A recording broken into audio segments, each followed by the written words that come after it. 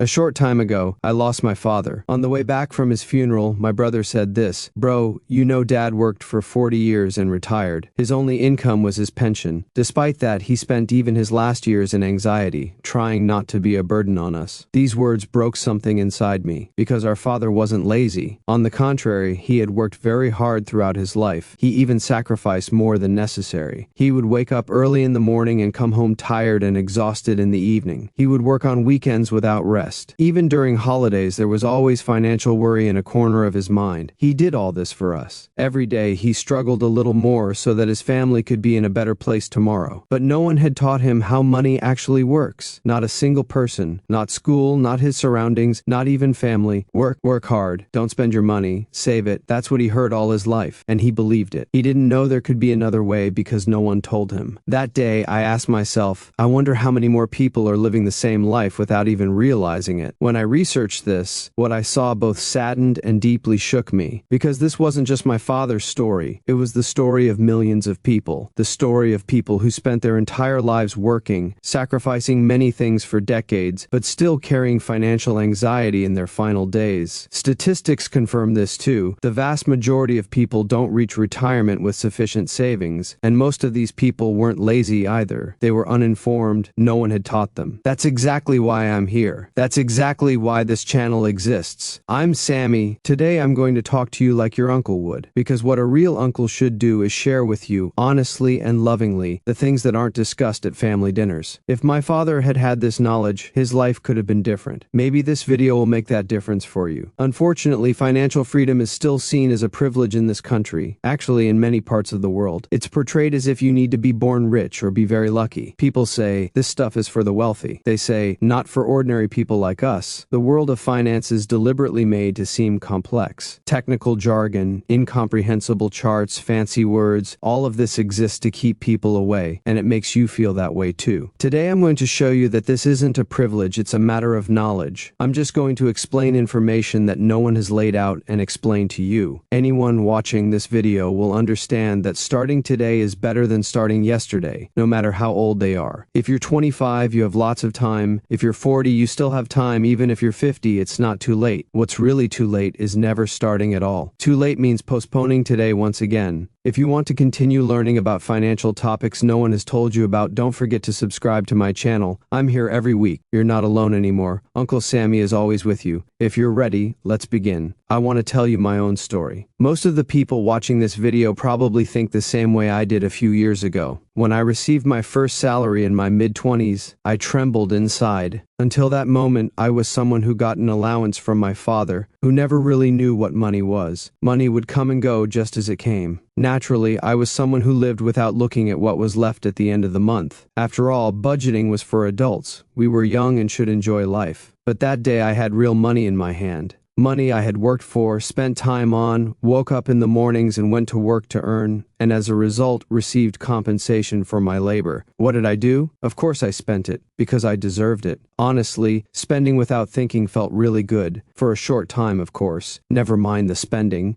I had a deeply rooted belief about money in my mind. If you work hard, you earn a lot. If you earn a lot, you become rich. This formula sounds quite logical, doesn't it? Put in effort, earn money, become wealthy. Simple, clean, understandable. But this is a huge misconception believed to be true. When I looked around me, there were people who had worked for decades, approaching retirement. Their hair had grayed, their hands had calloused, they had given the most productive years of their lives. Some had worked 6 days a week, some were working 2 jobs at once. Hadn't they made sacrifices? They had made many. Hadn't they worked hard? They had. But they were still looking at their end-of-month balance saying, we'll manage this month too. I knew something was missing, but I didn't know what it was back then. Then one day, by chance, I came across a book written about personal finance with a boring cover. After opening and reading the first page, I closed the cover saying, I don't have time for such boring stuff. I had a busy life anyway. I had work, I had friends. But when I opened the same book again a week later, I finished it this time. When I closed the book's cover, there was only one thought in my mind. Why didn't anyone tell me this? What I was told was always the same: work hard, save money. How many times have you heard that sentence? I lost count. From mother, father, teacher, neighbor, everyone repeated the same formula, but I realized there was a huge hole in this sentence. One word was missing: That word was grow. The difference between saving and growing is the difference between middle class and financial freedom. Now listen to this part again, because it's very important for you to understand. Think about it like this. You're putting your money in a jar. The jar isn't overflowing, but what's inside isn't growing either. Every year inflation comes and silently takes a pinch from the money in that jar and leaves. Of course, you don't even notice this. The money appears to be sitting there, not disappearing, but the reality is that the money in the jar can buy fewer things each year. Let me make this concrete. Let's say you saved $10,000 10 years ago and let that money sit like in a jar. Today that money still shows as $10,000. But with inflation, what you could buy with $10,000 10 years ago, you might need $13,000 or $14,000 to buy the same things today. So that money in the jar was melting away even while gathering dust, silently, imperceptibly. Working is certainly good, saving is even better. But these alone aren't enough. When you look at the world's richest people, you see that what made them rich wasn't just working. They work too, yes. But they also make their money work for them. Money comes from different sources, their own labor and money's labor. When people hear this sentence, most react like this: of course it'll be like that, they earn a lot of money. No, that's not the issue. The issue is this: when did they start? With what amount did they start? And the answer will surprise you. Often they started very early and with very small amounts. There are no big beginnings behind big fortunes. There are small but early beginnings. I'm going to explain a simple but profound concept to you: how your money grows. Most people think money grows in a straight line. A little more each year. Predictable, boring, linear. If you have 100 lira today, tomorrow 105, the next day 110, that's how you think. But real growth doesn't work that way. Imagine this scene. You take a snowball, tiny, fits in your palm. You place it on a snowy hill and push it. The first few meters it goes slowly. Maybe it seems like it's not moving at all. You hardly notice. But as it rolls, it grows. As it grows, more surface area forms. More surface collects more snow. As it collects, it grows even more. When you reach the end of the hill, you see that in place of that small ball at the beginning, there's now a massive mass. No one carried that mass. No one expended extra effort to make it grow. Just the hill was enough and time was enough. So are you placing that snowball at the very top of the hill or halfway down? If you start at 30, you have a long hill. If you start at 40, the hill gets shorter but is still valuable. If you start at 50, the hill gets even shorter but is still better than never starting. The message for every age is this: find a hill today and release that snowball. Money's compound growth mechanism is exactly this.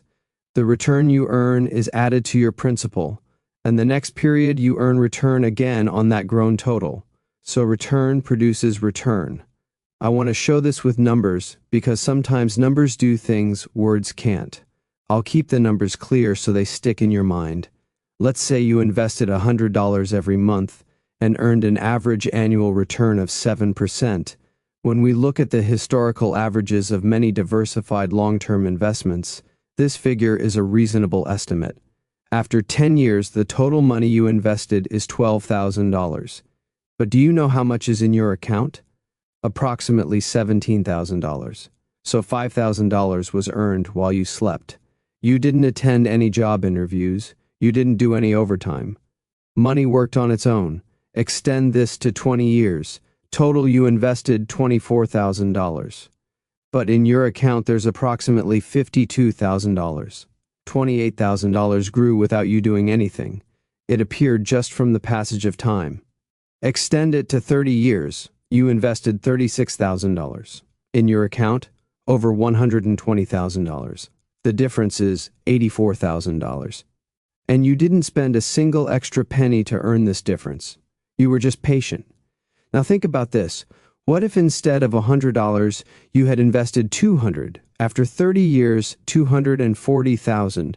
What if you had started 5 years earlier? That 5-year difference dramatically changes the numbers. Because in compound growth, time is more powerful than amount. I'm repeating this sentence once more. Time is more powerful than amount. The power of the system comes not from the amount but from being multiplied by time. And the most valuable resource of this multiplication is today. Not tomorrow, today. The gap between linear growth and compound growth opens astronomically as time extends. In 10 years, the difference seems small. In 20 years, it catches your attention. In 30 years, it's breathtaking. That's why the most important variable isn't the amount of money, it's time. Starting today is more valuable than starting tomorrow.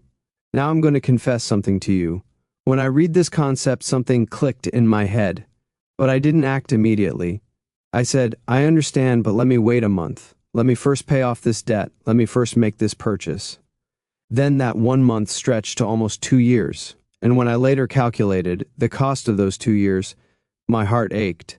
Just not having started had cost me a serious amount of money. Look, without doing anything, just by waiting, that's when I truly understood postponement had a cost. Invisible but real cost. Every passing day meant one less day for your money to grow. No one sends you this as an invoice. Days and losses pass by silently. So what changed since that day? Everything. But my biggest change was this. Now I make my money work. While I sleep, while I vacation, while I'm filming this video, my money is doing its job. This is the financial equivalent of the transition from slavery to freedom.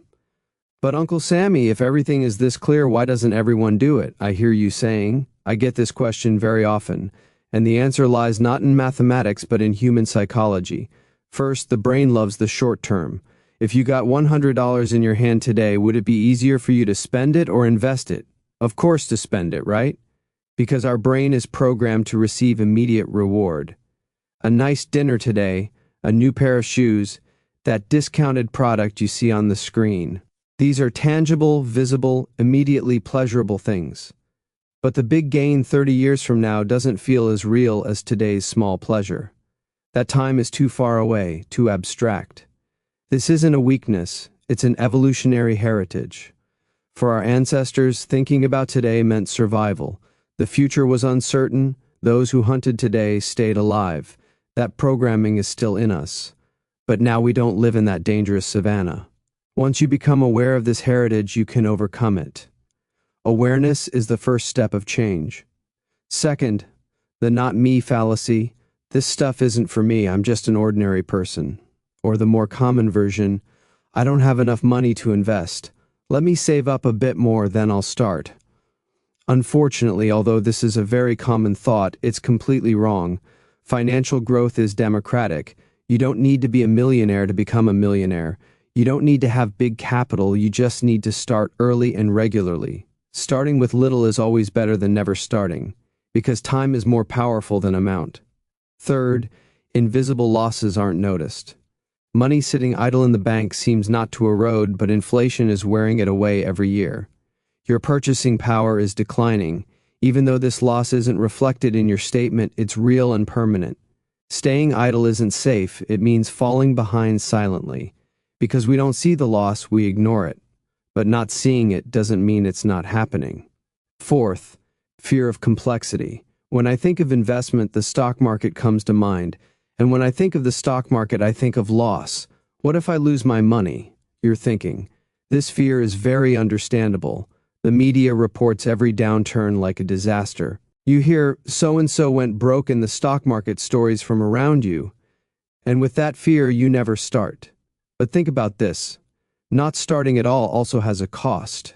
It's just that that cost is silent and invisible. No invoice comes, but accounts are being kept. But know this, I understand all these psychologies, I've experienced them too, and I discovered this. The problem isn't the lack of money, it's money visibility. Like me, write down every amount you spend for 1 month. Look, just do it for 1 month.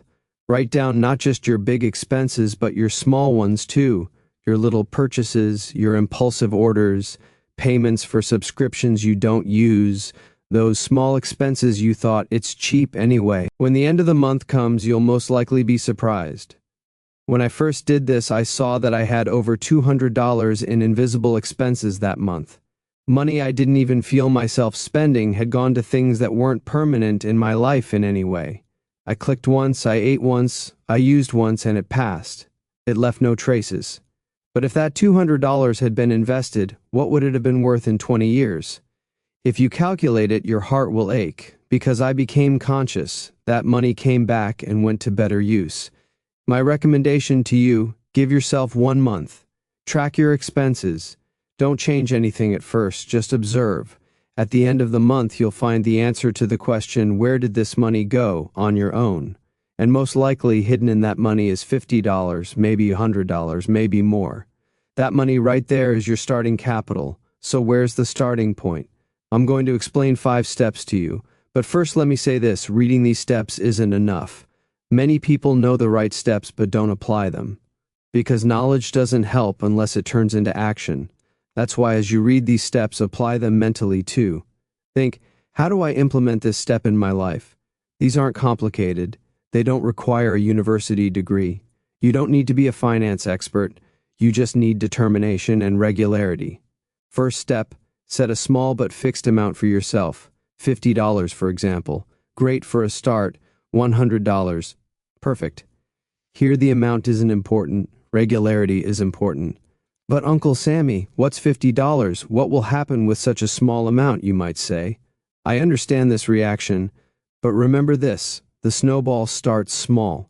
Starting small is always better than not starting. This money creates a habit, and habit grows over time. As your income grows, your investment amount grows too. But the habit is always there. Habit is more valuable than amount. Because you can change the amount, but building a habit takes time. Some people say, let me first build my emergency fund, then I'll start investing. This is also a correct approach.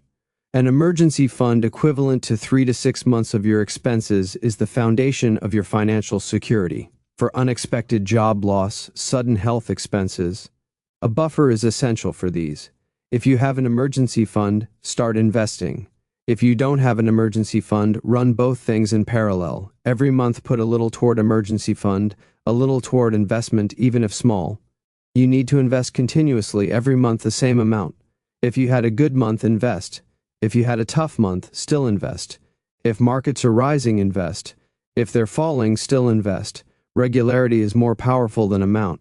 Second step, automate. The moment your salary enters your account, let the amount you've set automatically go to your investment account. Don't you make the decision. Let the system make the decision. Why? Because a person who thinks, should I do it this month or next month? Every month will eventually postpone. And the end of postponement is always the same, never doing it. Let's be honest with ourselves, we've all experienced this. Even the most well-intentioned people postpone when they leave the decision authority to themselves. When you set up automatic payment, you don't see the money before it goes. Out of sight, out of mind. It's as if that money never reached your hand. And this works in your favor. You're setting your monthly budget without that money. Over time, you don't even miss it. This is beyond a simple psychological trick. It's a long-term discipline system. And the best systems are those based on structure, not human willpower. Third step, turn to a broad-based fund. Which stock should I buy? Which company will rise? When should I buy? When should I sell? Don't waste time with these questions, really don't. Because these questions paralyze you. Years pass while looking for answers and nothing gets done. Research has shown repeatedly the vast majority of actively managed funds can't beat broad market indices in the long term. Even professional fund managers who watch charts day and night fall behind the market over the years. Instead of selecting individual companies, think of a fund spread across the entire market. These types of funds both spread risk and stabilize returns. You're not putting all your eggs in one basket. You're a partner in hundreds, even thousands of companies at once. Fourth step, don't touch it. This is perhaps the hardest step. Markets fall from time to time. News screams, crisis is coming. Screens turn red. Social media fills with sell and run. Pressure comes from around you saying, I withdrew all my money, you should too. Fear spreads. That's exactly when the smartest thing to do is close the account and not look. Take this seriously. Don't look.